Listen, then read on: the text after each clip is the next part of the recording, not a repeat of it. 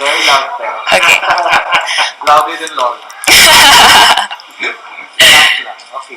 Tell us something about yourself. Hi, my name is Ysabella Ysmael, but you may call me Bella as everybody else does. You may know me as a ballerina. I am also a psychology major and I'm very passionate about mental health. But I would say I'm also somebody who burns with a fire inside. And I think this is not expected of me because I look very calm and collected all the time. I look shy sometimes.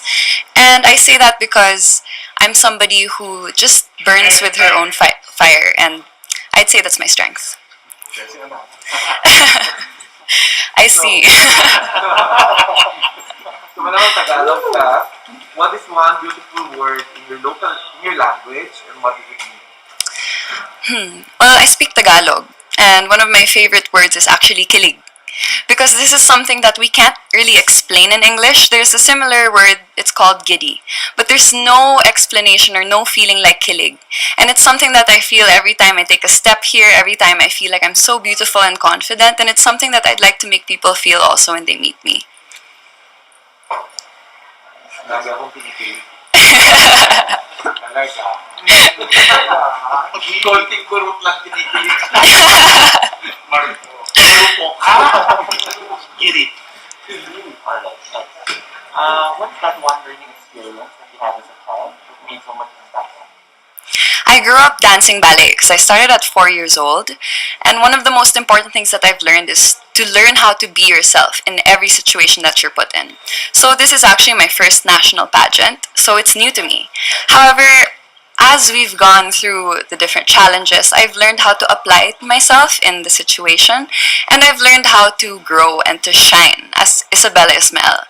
That's the beauty that I've learned as a child in ballet, where you have techniques, but you learn your own art, you learn your own style.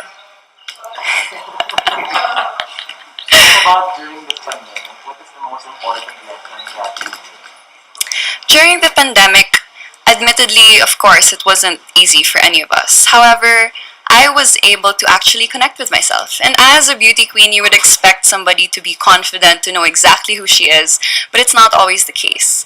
I was able to take time to meditate. I was able to take time to listen to myself. And I realized the value of knowing who you are. And I'm able to take that with me to today. You know, my outfit, this is me. It's pink, it's floral, it's ballet-ish, but, you know, I feel very confident as myself, and I'm proud of that. Bella, if you win, how do you plan to help your community? Well, I am very, very passionate about the mental health community, and I have a few people who are very close to me who go through mental illnesses. One of the things that I've learned is that it's not just those who suffer with the sickness who have a hard time, but it's also their families.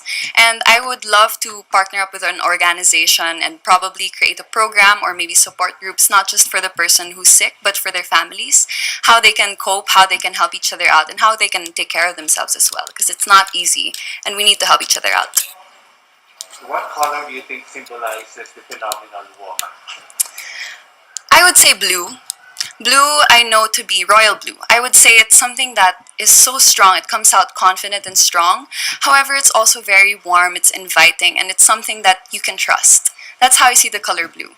And a phenomenal woman is somebody who's confident in herself, is somebody who is calm, but is also somebody that you can trust to represent you, to tell your story. And that's why if I were to be the phenomenal woman, I would wear blue in everything. Working from home is now part of the new norm. So what do you think are the skills needed in this so-called workplace of the future? Actually, I would say it's knowing how to rest and to take breaks. Working from home, we have less boundaries. We have the bedroom and then the workplace, and that's difficult. This is something that we can take even after the pandemic, even when we can go back to the normal life. We can take the learning how to rest, knowing when to listen to your body, knowing when it's time for a break. Because this will help us do better, this will help us develop, and this will help us understand ourselves even more. If there's one spot or one place, whether man-made or natural, that you want to promote in Parañaque, what would that be? In Parañaque, there's this place called the El Pipichi Parañaque, and it's actually a bird sanctuary, and there are a lot of mangroves there too. It's very good for the environment, and I would love to promote that because I think it's very underrated, especially in Parañaque City. We're more focused on the modern side, but I think I would like to take everybody back to the traditional Parañaque, to the natural Parañaque. That's something that I would definitely talk about more, something that I would even visit. And right now it's being worked on, so hopefully when that's done, I can do more work there. You know this campaign now to hashtag Love Local. Yes. So I'd like to know what local products you want to promote and why. I would love to promote the binka. It's a food from Parañaque. It's a rice dessert, and it's one of the best rice desserts I've ever tried. And you know, I'm Filipina. I was born and raised in Parañaque, but I just tried it earlier this year. It was something revolutionary, and I think a lot of people should try it out because not only is it, you know, it's delicious, but it's also full of culture. You can see the hard work that's put into it. You can see the Filipino culture that's in it, and I think that's something that we should be proud of, especially me as a Parañaqueña. Well, one last question for you is what is that one thing you think that young people should focus on? I would say young people should focus on their mental health. I'm very happy to see that it's something that is becoming more popular. It's a trend.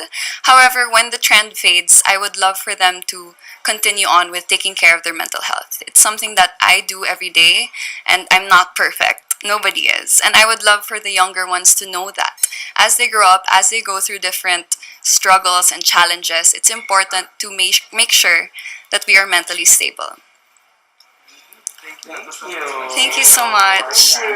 Thank you. Good boy.